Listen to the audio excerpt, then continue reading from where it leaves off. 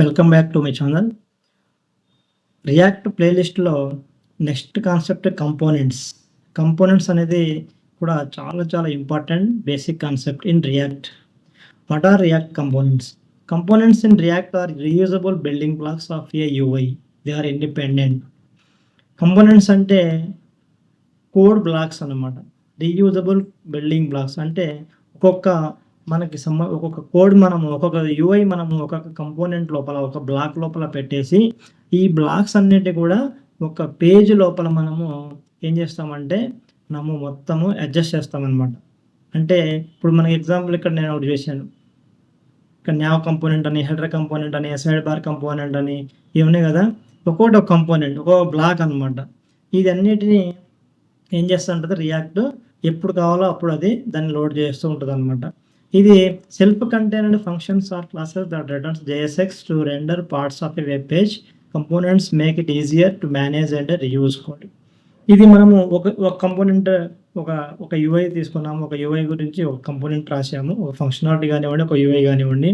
అదే దాన్ని మనం ఎక్కడ కావాలంటే అక్కడ ఎన్నిసార్లైనా యూజ్ చేసుకోవచ్చు, రీయూజబుల్ అనమాట. అలాగే కోడ్ని మేనేజ్ చేయడం కూడా చాలా ఈజీ.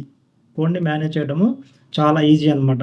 మేనేజ్ చేయడం అంటే మనకి కోడ్ని ఏమైనా చేంజెస్ చేయాలన్నా, అప్డేట్ చేయాలన్నా, ఏమన్నా ఎడిట్ చేయాలన్నా చాలా సింపుల్ అనమాట మనకి. ఎందుకంటే ఒక్కొక్క పీసెస్ ఆఫ్ కోడ్ అంటే మనము ఒక పేజ్ మొత్తాన్ని ఒకటే పేజ్ కాకుండా, ఒకే బ్లాక్ కాకుండా మనము డిఫరెంట్ బ్లాక్స్ లాగా చిన్న పీసెస్ లాగా మనం చేస్తాం కాబట్టి మనకి హ్యాండిల్ చేయడం ఈజీ. మేనేజ్ చేయడం కానీ, దాన్ని రీయూజ్ చేయడం కానీ ఇవన్నీ చాలా మనకి ఫ్లెక్సిబుల్గా, కంఫర్ట్గా ఉంటుంది అనమాట ఈ బ్లాక్స్ అనేవి. అందుకని దీన్ని రీయూజబుల్ బిల్డింగ్ బ్లాక్స్ అనమాట ఇవి.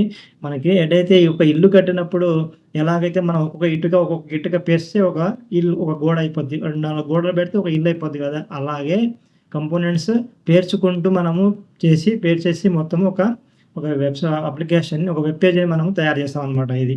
నెక్స్ట్, వై యూజ్ కంపోనెంట్స్ ఎందుకు యూజ్ చేయాలి అనుకుని చూసినట్టయితే reusability. Right once use multiple times. అంటే మనం ఒకసారి ఒక కంపోనెంట్ రాసామంటే కోడ్ అందులో ఎన్నిసార్లైనా దాన్ని యూజ్ చేసుకోవచ్చు. దానివల్ల ఇష్యూ రాదు, లోడింగ్ ఇష్యూ కానీ వేరే ఏ ఇష్యూ రాదు. మెయింటైనబిలిటీ, కోడ్ని ఒక స్ట్రక్చర్లో ఆర్గనైజ్ చేసేసి మనము ఈజీగా మెయింటైన్ చేయగలము. Scalability, easy to manage large applications. చిన్న అప్లికేషన్స్లో అంటే ఒక కంపోనెంట్ పెట్టుకోవచ్చు ఒక పేజ్. కానీ పెద్ద అప్లికేషన్స్ ఉంటాయన్నమాట, వందల వేల పేజెస్ ఉంటాయి. అలాంటి వాటికి కంపోనెంట్ స్ట్రక్చర్ అయితేనే మేనేజ్ చేయడము ఈజీ అనమాట.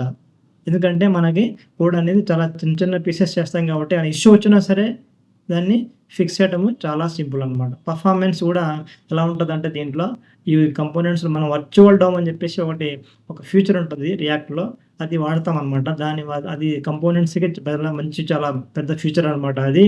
దానివల్ల ఏంటంటే పర్ఫార్మెన్స్ పెరిగిద్ది అనమాట, వెబ్సైట్ యొక్క స్పీడ్ అనేది బాగా పెరిగిద్ది.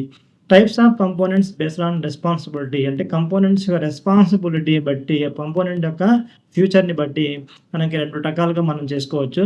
ప్రజెంటేషనల్ components, container components. Presentation components అంటే యూఐ అనమాట, ఓన్లీ యూఐ సంబంధించినవి. హెడర్ కానీ, బటన్ కానీ ఇలాగ కొన్ని సంబంధించినవి అనమాట. కంటైనర్ కంపోనెంట్స్ అంటే లాజిక్ అంటే స్టేట్. లాజిక్ అంటే మనకి డేటాని ఫెచ్ చేయడము, డేటాని తీసుకొచ్చి పెట్టడము, డేటాని మెర్జ్ చేయడము, డేటాని ఫిల్టర్ చేయడము, డేటాని సార్ట్ చేయడము, ఇదంతా డైనమిక్గా చేసేది. లాజిక్తో కూడుకున్నది, స్టేట్తో కూడుకున్నది. ఇది మొత్తం కూడా కంటైనర్ కంపోనెంట్స్ అనమాట. నెక్స్ట్ మనకి మెయిన్ ఇంపార్టెంట్ కంపోనెంట్స్ టైప్స్ ఉంటాయి అనమాట, 2 టైప్స్. ఒకటి functional components, 2 class components.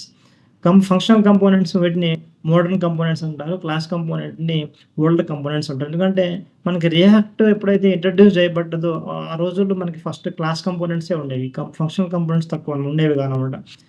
Class కంపోనెంట్స్లోనే work చేసేవాళ్ళు అందరూ. తర్వాత మనకి ఫంక్షనల్ కంపోనెంట్స్ అనేవి రావడం జరిగింది. మనకి ఈజీ వర్క్ ఆఫ్ వే అనేది ఈజీ అయిపోయింది. ప్రతి డెవలపర్కి కూడా ఈజీగా వర్క్ చేసే దీంట్లో ఫ్లెక్సిబిలిటీని తీసుకొచ్చారనమాట ఫంక్షనల్ కంపోనెంట్స్ ద్వారా. క్లాస్లో అంత ఈజీ కాదు వర్క్ చేయడం, ప్రతి ఒక్కళ్ళు వర్క్ చేయలేరు అనమాట. These are functional components. These are JavaScript functions that return JSX. They are simpler, faster and preferred in modern React development. ఇది ఫంక్షనల్ కంపోనెంట్స్ ఏం చేస్తుంది, JSXని రిటర్న్ చేస్తుంది అనమాట.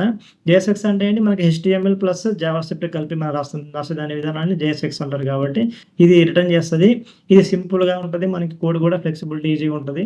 మనకు ఇది చాలా మోడర్న్ అనమాట. Modern and fast. Class components ఏంటంటే uses class and extends React dot components. Classes use చేసి మనం ఏదైతే కంపోనెంట్స్ క్రియేట్ చేస్తామో వాటిని క్లాస్ కంపోనెంట్స్ అంటారు.